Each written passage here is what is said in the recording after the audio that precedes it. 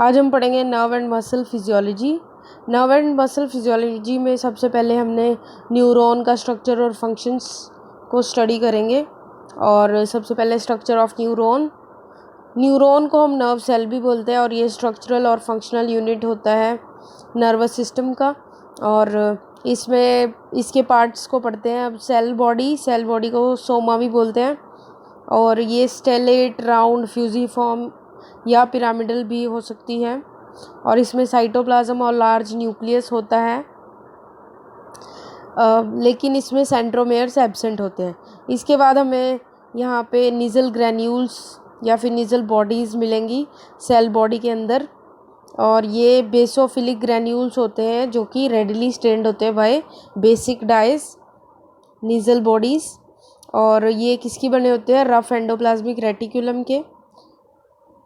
इसके बाद हमें न्यूरोफिब्रिले मिलेंगे सेल बॉडी में, जो कि माइक्रोफिलामेंट्स होते हैं और माइक्रोटिब्यूल्स होते हैं। और कुछ पिगमेंट्स हमें मिलेगी लिपोफ्यूजिन एंड मेलेनिन, वो भी यहाँ पे सेल बॉडी में प्रेजेंट होती है। इसके बाद हमें यहाँ पे न्यूरॉन में डेंड्राइट्स मिलेंगे, ये जो ब्रांच लाइक स्ट्रक्चर हैं जो कि सेल बॉडी से अराइज कर रहे हैं। इनमें भी कभी कभी निजल ग्रैन्यूल्स होते हैं। इसके बाद हमारे पास लॉन्गेस्ट स्ट्रक्चर जो है न्यूरॉन के अंदर, जो लॉन्गेस्ट प्रोसेस है वो है एक्सोन। एक्सोन वेरी करती है इसकी लेंथ डिफरेंट नर्व्स में, और ये 1 मीटर तक लॉन्ग भी हो सकती है। अब इसके बाद हमें जो पार्ट हमें मिल रहा है कहाँ पे, एक्सोन और सोमा के बीच में, उसको बोलते हैं एक्सोन हिलोक। एक्सोन और सेल बॉडी के बीच में जो पार्ट हमें मिलता है वो होता है एक्सोन हिलोक। इसके बाद हमें दिखेगा इनिशियल सेगमेंट ऑफ न्यूरॉन, जहाँ पे कि माइलिन शीट एब्सेंट होती है। और फिर उसके बाद हमें पूरी लेंथ में हमें एक्सोन की माइलिन शीट दिखेगी। माइलिन शीट जहाँ जहाँ पे भी एब्सेंट है उसको बोलते हैं नोड ऑफ रेनवियर। और माइलिन शीट कौन सिक्रीट करता है? Schwann cells. इसके बाद हमें टर्मिनल पार्ट मिलेगा उसका, एक्सोन का टर्मिनल पार्ट, जहाँ पे कि हमें साइनेप्टिक नोब्स मिलेंगे।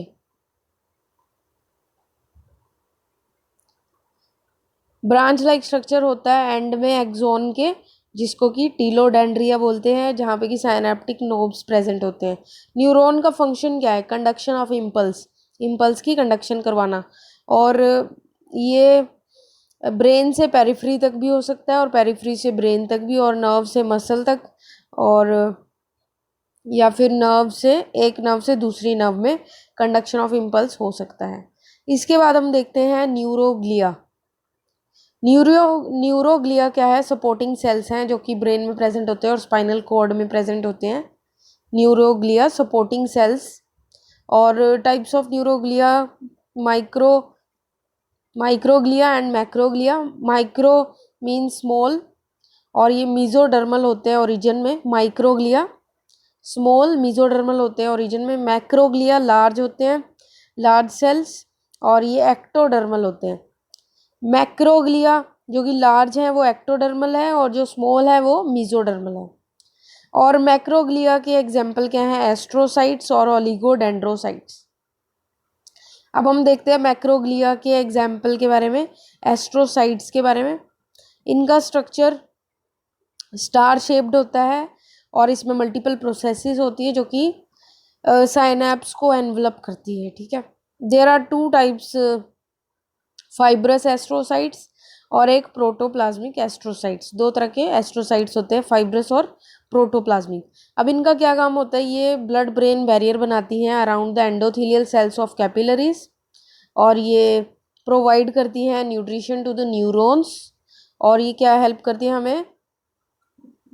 Maintaining ion balance across the cell membrane. और ये रिपेयर करती है प्रोसेसेस को following trauma, help in repair processes after trauma. इसके बाद हमारे पास ओलिगोडेंड्रोसाइट्स आते हैं। ओलिगोडेंड्रोसाइट्स का स्ट्रक्चर ये है, ये लार्ज ग्लियल सेल्स होते हैं ओलिगोडेंड्रोसाइट्स, और they have few dendrons compare to other glia and neurons. इनमें कम डेंड्रॉन्स होते हैं बाकी ग्लिया के मुकाबले। और इसका काम क्या होता है, माइलिन शीट की प्रोडक्शन करवाना और ट्रॉफिक सपोर्ट प्रोवाइड करना न्यूरॉन्स को। इसके बाद हमारे पास एपिंडाइमल सेल आते हैं।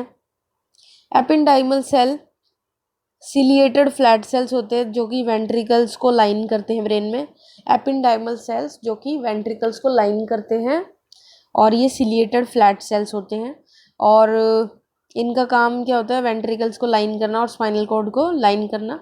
और ये सेरिब्रोस्पाइनल फ्लूइड सिक्रीट करते हैं। एपिंडाइमल सेल्स CSF सिक्रीट करते हैं, सेरिब्रोस्पाइनल फ्लूइड।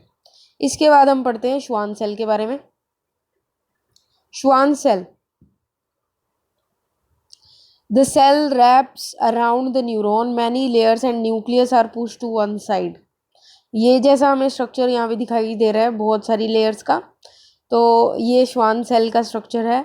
और ये क्या हमें हेल्प करता है, माइलिन शीट फॉर्मेशन में।